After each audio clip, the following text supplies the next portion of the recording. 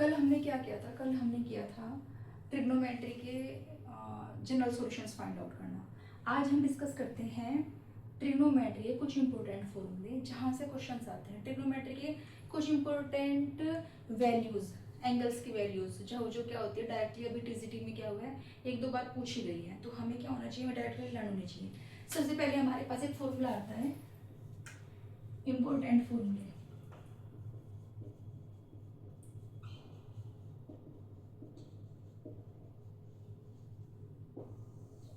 First जो होता है वो होता है 2 sin A cos B is equal to, second क्या होता है, सेकेंड होता है 2 cos A sin B।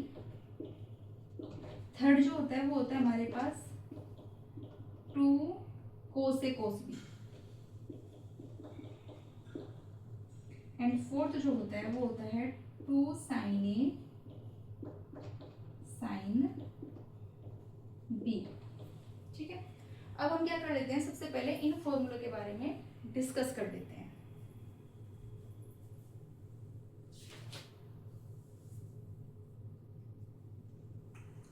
To sine A cos B का फॉर्मूला क्या होता है, इसका फॉर्मूला होता है sine A plus B plus sine A minus B. अब बात आती है कि ये फॉर्मूले निकल के कहाँ से आए। ये फॉर्मूले जो होते हैं आपने पढ़ा होगा, sine C plus sine D का फॉर्मूला क्या होता है, 2 sine C plus D by 2 into cos C minus D by 2। इसी तरीके से आता है sine C minus sine D, cos C plus cos D and cos C minus cos D. क्या होता है, ये फॉर्मूले जो है ये यहाँ से निकल के आए हैं, इनका क्या होता है डायरेक्ट यूज किया जाता है। 2 sign A sign plus sine A plus B plus sine A minus B. अब आता है 2 कोस ए कोस बी, इसका फॉर्मूला हो जाता है sine A plus B minus sign A minus B. ठीक है,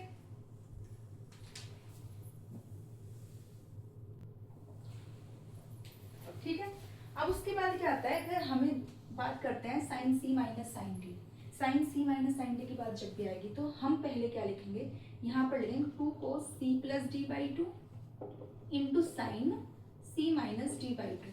यानी कि जब साइन प्लस में है तो पहले यहाँ पर साइन आता है, और जब साइन माइनस में होता है तो पहले यहाँ पे क्या आता है, कोस आता है। उसके बाद आता है कोस सी प्लस डी।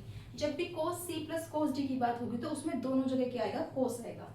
इसका फॉर्मूला हो जाता है 2 cos c plus D by 2 into cos C minus D by 2।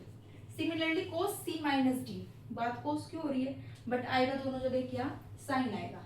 Sine D minus C, 2 sine D sine C minus sine D minus C by 2 into sine C plus D by 2। जब भी कोस की minus की बात करेंगे तो वहां पर दोनों जगह क्या आता है, हमारे पास साइन आता है।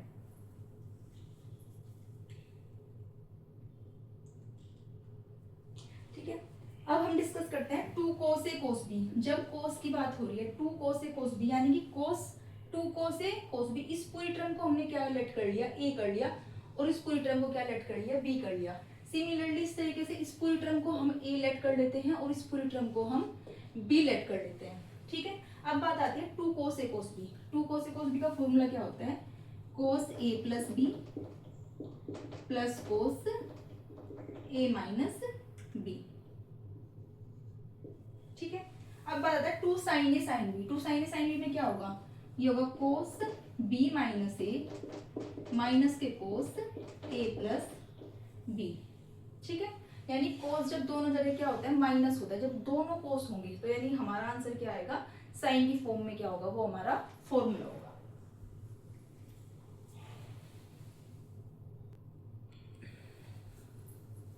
अब हम क्या कर लेते हैं, अब हम डिस्कस कर लेते हैं एंगल्स के बारे में, जैसे कि साइन 15 की वैल्यू फाइंड आउट करना, साइन 75 की वैल्यू फाइंड आउट करना, साइन 18 की वैल्यू निकालना, कोस 18 की वैल्यू फाइंड आउट करना।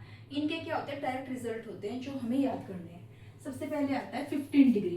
15 डिग्री को कैसे शो करते हैं, पाई बाई 12। सेकंड आता है 75 डिग्री, क्या हो जाएगा, 5 पाई बाई 12।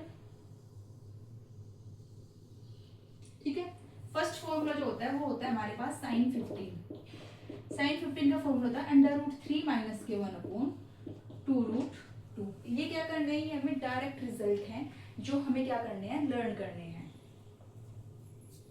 ठीक है, अब साइन 15 सेकंड क्या होता है, कोस 15। साइन में वैल्यू यहाँ पर क्या होती है, नेगेटिव। कोस में क्या हो जाएगी, √3 + k1/2√2। इसी तरीके से हम किसकी वैल्यू फाइंड आउट करते हैं, tan 15। tan 15 क्या होगा, साइन अपॉन कोस, तो यानी कि इसकी वैल्यू हो जाती है √3 - 1/√3 + 1।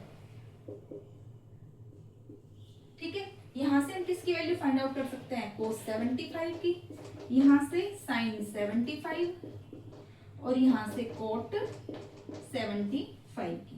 ठीक है, क्योंकि साइन 90 माइनस थीटा क्या हो जाता है, कोस थीटा। इसे साइन 90 - 15 = कोस 75। ये किसकी वैल्यू होती है, साइन 75 की, और ये किसकी वैल्यू होती है, हो जाती है कोट 75 की। और जब हम इसका क्या करते हैं, इसका जब हम कॉन्जुगेट करते हैं, कॉन्जुगेट से क्या कर देंगे, मल्टीप्लाई कर देंगे, तो इसकी वैल्यू आ जाती है 2 माइनस का √2 की वैल्यू आ जाती है। ठीक है, 2 माइनस √3। अब हमारे पास आता है साइन 18। साइन 18 की वैल्यू क्या होती है, √5 - 1/4 = कोस 72 की वैल्यू के बराबर होता है। क्योंकि हमें पता है साइन 90 माइनस थीटा क्या होता है, कोस थीटा होता है। यानी कोस 90 - 18 जब करेंगे तो यानी कोस 72 आ जाएगा। यानी जो वैल्यू साइन 18 की होती है वही वैल्यू किसकी हो जाती है, कोस 72 की हो जाती है। इसी तरीके साइन 18 कोस 36 √5 + k1/4, ये किसकी वैल्यू हो जाती है, ये वैल्यू हो जाती है साइन 54 की। ठीक है, इनको क्या कर रखा है मैंने, पेयर बना रखा है ताकि इनको हम आसानी से याद कर सके। साइन 18 कोस 36, उसी तरीके से कोस 18 और साइन 36 की वैल्यू होती है। इसमें क्या होता है, साइन 18 में वैल्यू क्या होती है, √5 - k1/4 हो जाती है। कोस 36 में क्या होता है, √5 + k1/4 हो जाती है। ये किसकी वैल्यू होती है, कोस 72 के इक्वल होती है। यानी कोस 72 की वैल्यू भी साइन 18 की वैल्यू होती है, और कोस 36 की वैल्यू क्या होती है, साइन 54 के इक्वल हो जाती है। ये दोनों वैल्यूज क्या होती है, हमारी इक्वल होती हैं।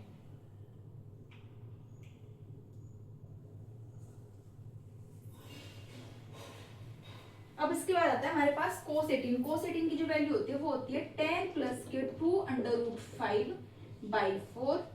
जब ये कोस 18 की वैल्यू है, इसका मतलब ये किसकी वैल्यू हो जाएगी, = साइन 72 की वैल्यू होती है। इसी तरीके से साइन पेयर है, साइन की वैल्यू में हमेशा मोस्टली क्या होता है, साइन में नेगेटिव वैल्यू आती है यहाँ पर, और कोस में हमेशा जो वैल्यू होती है वो पॉजिटिव होती है।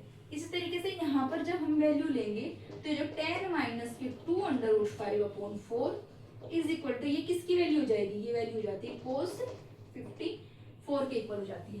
साइन 18 की जो वैल्यू होगी वही कोस 72 की वैल्यू होगी। उसी तरीके से कोस 36 की वैल्यू जो होती है वो साइन 54 के इक्वल हो जाती है, और साइन 18 की वैल्यू जो होती है वो साइन 72 की वैल्यू होती है, और साइन 36 की वैल्यू क्या होती है, कोस 54 के इक्वल हो जाती है। यानी कि हमें क्या करना है, हमें सिर्फ ये 4 वैल्यूज याद करनी है, और इसके साथ ही 4 वैल्यूज क्या हो जा रही है, ऑलरेडी लर्न हो जा रही है।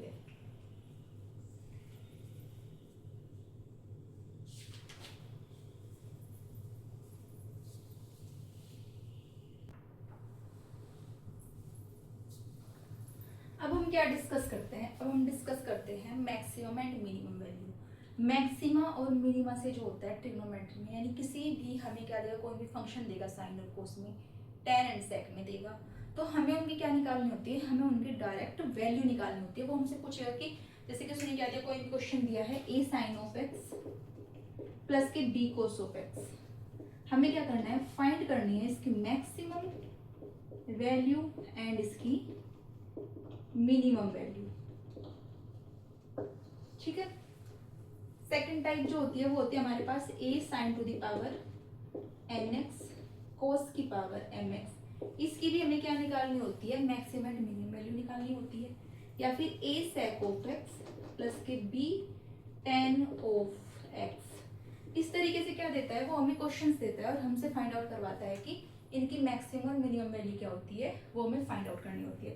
इनके क्या होते हैं, हमारे पास डायरेक्ट रिजल्ट होते हैं, उससे पहले हर पर हम क्या जान लेते हैं कि sine X, cos X, tan X, sec X, cosec X की मैक्सिमम एंड मिनिमम वैल्यू क्या होती है।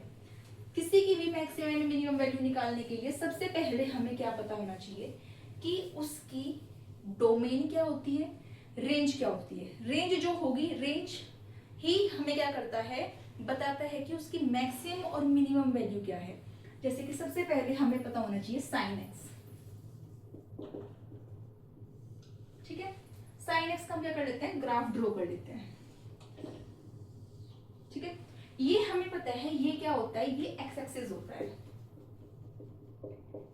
एंड ये क्या होता है, ये वाई एक्सिस होता है। एक्स एक्सिस पे जो भी वैल्यू होती है वो हमारी क्या होती है, वो होती है डोमेन। यानी एक्स एक्सिस पर हमारा ग्राफ अप एंड डाउन कहाँ कहाँ हो रहा है, तो वो वैल्यूज हमारी क्या शो करती है कि वो हमारा क्या है, डोमेन है। सेकंड हमारा आता है Y axis. Y axis show करती है रेंज। रेंज यानी कि वाई एक्सिस पर हमारा ग्राफ ऊपर और नीचे कहाँ कहाँ पर लाइज कर रहा है, वो उसकी क्या होती है, रेंज होती है। अब जैसे साइन एक्स का ग्राफ कहाँ से शुरू होता है, 0 से अप डाउन। पहले कहाँ पर गया, π/2। सेकंड पॉइंट कहाँ पर जाता है, पाई पे जाता है, फिर अगेन, यानी एक बार क्या होता है, इंक्रीज फिर डिक्रीज, फिर इंक्रीज फिर डिक्रीज। साइन एक्स का ग्राफ इसी तरीके से हमारा ग्राफ इधर भी इंक्रीज एंड डिक्रीज होता जाता है। और साइन एक्स के ग्राफ की कोई भी लिमिट नहीं है कि ये एक्स एक्सिस पर कहाँ तक जाता है।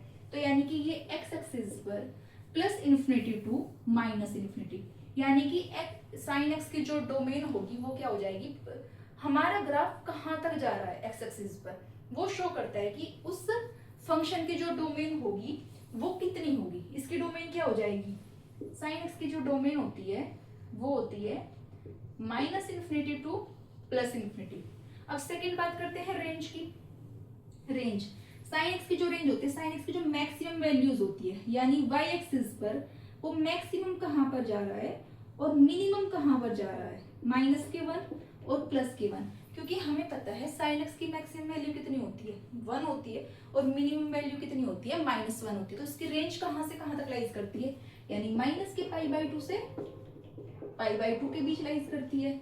तो यानी इसकी जो रेंज होगी वो क्या होती है, -1 से +1 के बीच लाइज करती है, ठीक है। जैसा ग्राफ साइन एक्स का बनता है सेम वैसा ही ग्राफ क्या बनता है, कोस एक्स का बनता है। और साइन एक्स की जो रेंज होगी, साइन एक्स की डोमेन -इन्फिनिटी टू इन्फिनिटी होती है, range -1 to 1। Same cos x की भी रेंज हमारी क्या होगी, -1 से 1, और डोमेन जो होती है -इनफाइनाइट टू इनफाइनाइट होती है, ठीक है। यानी अब हम देखते हैं कि इसकी मैक्सिमम वैल्यू क्या है, साइन एक्स की मैक्सिमम वैल्यू कितनी हो गई, -1, और मिनिमम वैल्यू कितनी हो गई, सॉरी मैक्सिमम वैल्यू +1 और मिनिमम वैल्यू जो होगी -1 होगी। यानी वाई एक्सिस पे हमारा ग्राफ कहाँ पर मैक्सिमम है और कहाँ पर मिनिमम होता है, वो उसकी क्या होती है, मैक्सिमम एंड मिनिमम वैल्यू होती है, ठीक है। अब सेकंड आता है हमारे पास tan x। tan x का ग्राफ आप सबको पता है कैसे बनता है,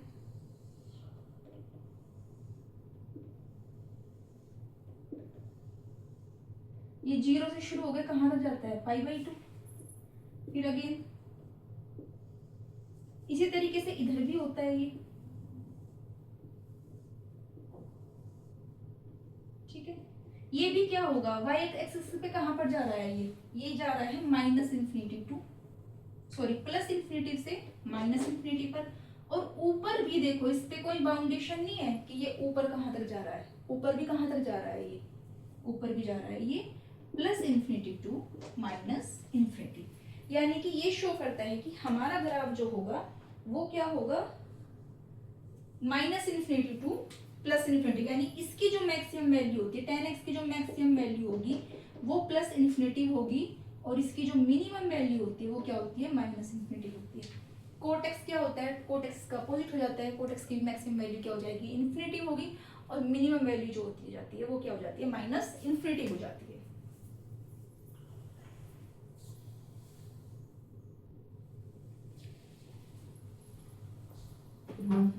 अब इसके बाद जो होता है, बात आती है कि sine X, cos x, tan x और सेक एक्स की मैक्सिमम और मिनिमम वैल्यू कितनी होती है। साइन एक्स की मैक्सिमम वैल्यू +1 होती है और इसकी मिनिमम वैल्यू -1 होती है। cos x की मैक्सिमम वैल्यू +1 और इसकी -1, tan x की इनफाइनाइट और इसकी माइनस इनफाइनाइट। अब यहाँ पर एक चीज और आती है कि अगर मैं यहाँ पर लिख दूं sin 2x, sin 2x लिखा या फिर sin 3x, similarly sin x की जगह मैंने क्या लिख दिया sin 4x, sorry cos 4x and cos 5x। तब वो हमसे पूछता है कि sin x और cos x की मिनिमम वैल्यू कितनी होती है। उसने पूछा sin 4x की मिनिमम वैल्यू बताओ। हमारे पास sin x, cos x और tan x में एंगल पर कोई इफेक्ट नहीं पड़ता है। एंगल 2x हो, 5x हो, 7x हो, ax हो, bx हो, यानी जो sin x की मैक्सिमम और मिनिमम वैल्यू होती है उस पर कोई भी इफेक्ट नहीं पड़ता है। तब भी इसकी वैल्यू -1 से +1 होगी। cos 5x की वैल्यू भी क्या होगी, -1 से +1 होगी। बट इफेक्ट कहां पर पड़ता है, सेकंड नोट। अगर हम लिख देते हैं sin2x cos2x, यानी कि अगर पावर क्या होती है, अगर हमारे पास पावर इवन होती है तब एंगल पे इफेक्ट पड़ता है, सॉरी तब इनकी मैक्सिमम और मिनिमम वैल्यू पे इफेक्ट पड़ता है। अगर पावर क्या होती है, सेकंड पॉइंट है, ये फर्स्ट पॉइंट है, यानी कि एंगल नो इफेक्ट। ठीक है, एंगल चेंज होने से उसकी मैक्सिमम और मिनिमम वैल्यू पे कोई इफेक्ट नहीं पड़ता है। ठीक है, इफेक्ट कब पड़ता है, अगर उसकी पावर क्या होती है, इवन होती है। यानी कि sin x, cos x, tan x की पावर अगर इवन है तब उसके एंगल, तब हमारे सो मैक्सिमम और मिनिमम वैल्यू पे पड़ता है। तब इसकी मैक्सिमम वैल्यू कितनी हो जाती है, तब इसकी मैक्सिमम वैल्यू 1 होगी और मिनिमम वैल्यू जो हो जाती है वो 0 हो जाती है। क्योंकि जब sin x की जगह हम sin माइनस का x पुट कर देते हैं तब वो क्या हो जाता है, sin स्क्वायर x ही हो जाता है। तो यानी कि माइनस वैल्यू जो हो जाती है वो नीचे हमारा ग्राफ नहीं जाता। ग्राफ कहाँ तक रुक जाता है, यहाँ से गया यहाँ पर रुक गया। क्योंकि स्क्वायर कर रहे हैं, नेगेटिव का स्क्वायर करेंगे तो क्या आएगा, पॉजिटिव आएगा। तो यानी कि इसका हमारा एंगल जो होता है, इसकी जो मैक्सिमम वैल्यू होती है वो 1 होगी और इसकी जो मिनिमम वैल्यू होती है वो 0। सेम cos x की 1 से क्या हो जाती है, 0 हो जाती है।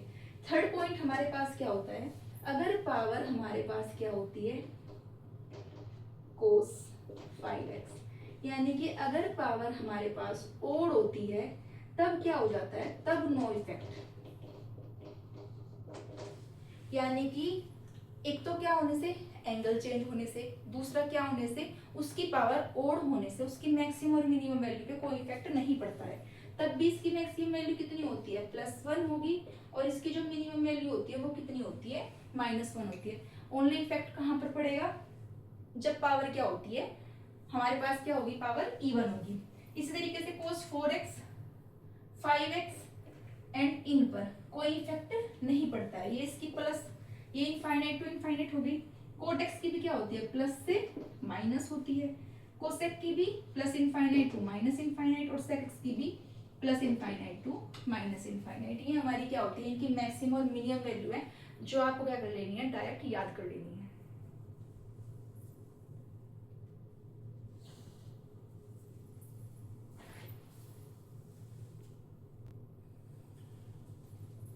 अब हम डिस्कस कर लेते हैं कि जब हमारे पास क्या होगी, पावर इवन होगी, यानी कि जब sin x, cos x, tan x की पावर जब हम इवन लेते हैं तब उसकी